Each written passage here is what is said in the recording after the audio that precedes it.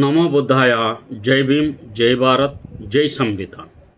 తథాగత భగవాన్ బుద్ధునికి, పరమ పూజ్యులు బోధిసత్వ డాక్టర్ బాబాసాహెబ్ అంబేద్కర్కు నివాళులు తెలియజేస్తున్నాను. ఈ బహుజన యుద్ధబేరి యూట్యూబ్ ఛానల్కు స్వాగతం పలుకుతున్నాను. ఈ ఛానల్ను ప్రమోట్ చేయండి, మన సమాజం వద్దకు తీసుకువెళ్ళమని చెప్పి విజ్ఞప్తి చేస్తున్నాను.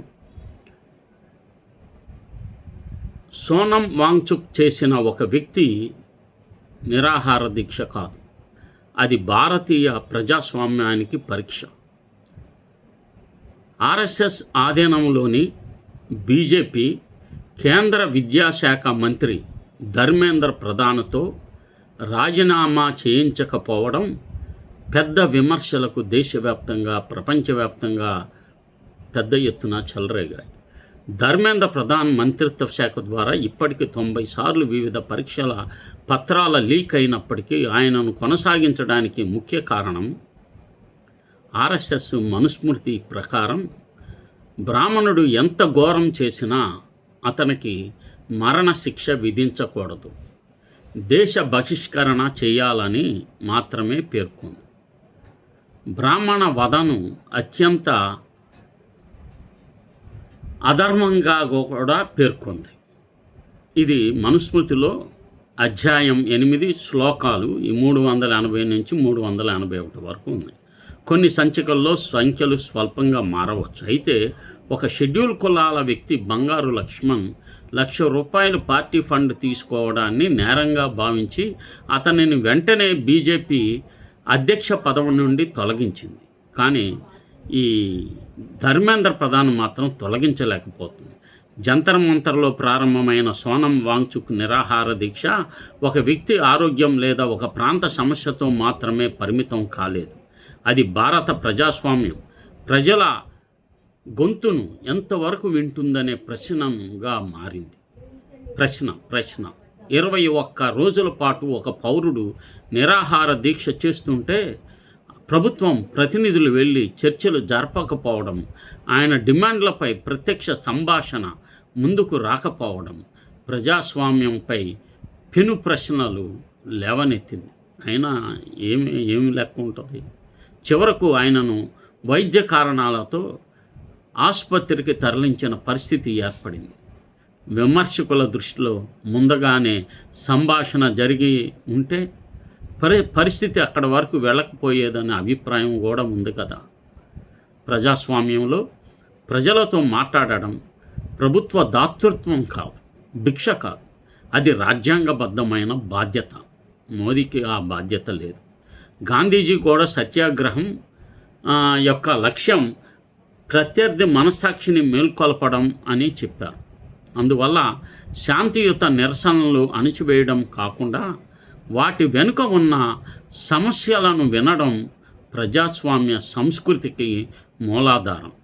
సోనం వాంగ్చుక్ కేవలం ఒక ఉద్యమకారుడు మాత్రమే కాదు, ఆయన ఒక ఇంజనీర్, విద్యా సంస్కర్త, పర్యావరణ ఆవిష్కర్త, హిమాలయ ప్రాంత అభివృద్ధికి కృషి చేసిన ఒక సామాజిక నాయకుడు.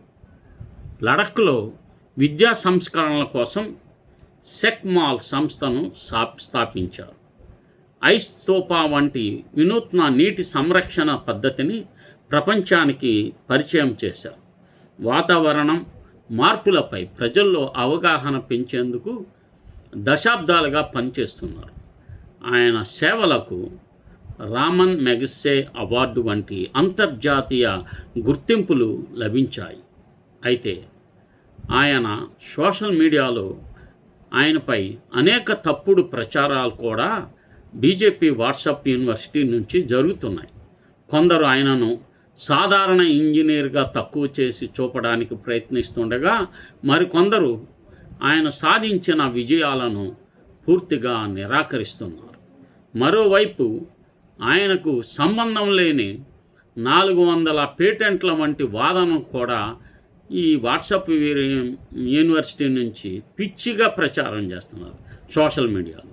వాస్తవానికి ఆయన కృషిని అంచనా వేయాలంటే ఆయన చేసిన సామాజిక ఆవిష్కరణలు, విద్యా సంస్కరణలు, పర్యావరణ పర్యవేక్షణలో చేసిన సేవలను మాత్రమే చూడాలి. తప్పుడు ప్రచారం అది అతిశయోక్తులు కాదు. నీట్ ప్రశ్నాపత్రం లీక్ వ్యవహారంలో కేంద్ర విద్యాశాఖపై తీవ్రమైన విమర్శలు వచ్చాయా లేదా అని ఆలోచించాలి. ఆ అంశంపై రాజకీయ పార్టీలు బాధ్యతను కోరుకుంటున్నాయి. సోనం వాంగ్చుక్ కూడా ప్రభుత్వ జవాబుదారీతనాన్ని ప్రశ్నిస్తూ తన నిరసనను కొనసాగిస్తున్నారు.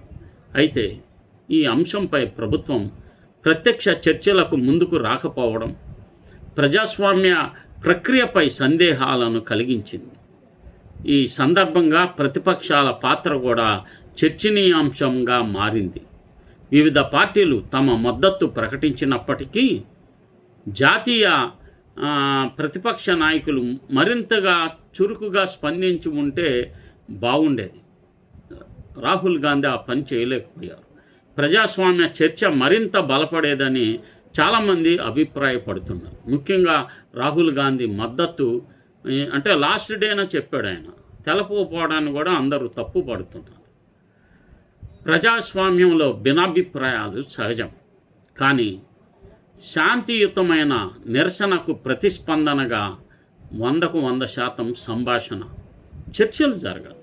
ప్రభుత్వం వినాలి, ప్రతిపక్షం అండగా నిలవాలి, సమాజం వాస్తవాలను తెలుసుకోవాలి. వ్యక్తులపై తప్పుడు ప్రచారం చేయడం కాదు, వారి వాదనలను వాస్తవాల ఆధారంగా చర్చించడం చాలా ముఖ్యం. ప్రజాస్వామ్యానికి బలం సోనం వాంగ్చుక్ వ్యక్తి కావచ్చు, కానీ ఆయన ఉద్యమం ప్రజాస్వామ్యంలో సంభాషణ, జవాబుదారీతనం, పర్యావరణ పరిరక్షణ, ప్రజల గొంతుకకు గౌరవం వంటి విలువలను గుర్తు చేసే ఒక పరీక్షగా చరిత్రలో నిలిచిపోతుంది.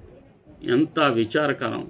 21 రోజులు అతను ఈ ధర్మేంద్ర ప్రధాన్తో రాజీనామా చేయించమని అంటే కనీసం దానిని అసలు లెక్కే చేయలేదంటే ఇతను ఆర్ఎస్ఎస్లో కీలకమైన వ్యక్తి, ఫండ్ బాగా జనరేట్ చేసే వ్యక్తి కనుక ఆయనకి ఈ విషయంలో చాలామందికి ఈ పరీక్ష లీక్ వలన లబ్ధి పొందిన వాళ్ళు చాలామంది ఉన్నట్లు కూడా తెలుస్తుంది. కనుక దీనిపైన తప్పనిసరిగా అతనితో రాజీనామా చేయించాల్సిన పరిస్థితి ఇప్పటికైనా ఉందని తెలియజేస్తూ ఈ బహుజన యుద్ధభేరి యూట్యూబ్ ఛానల్ను సబ్స్క్రైబ్ చేయండి, షేర్ చేయండి, మన సమాజంలో అందరికీ తెలియచేస్తారని చెప్పి విజ్ఞప్తి చేస్తున్నాను. జై భీమ్.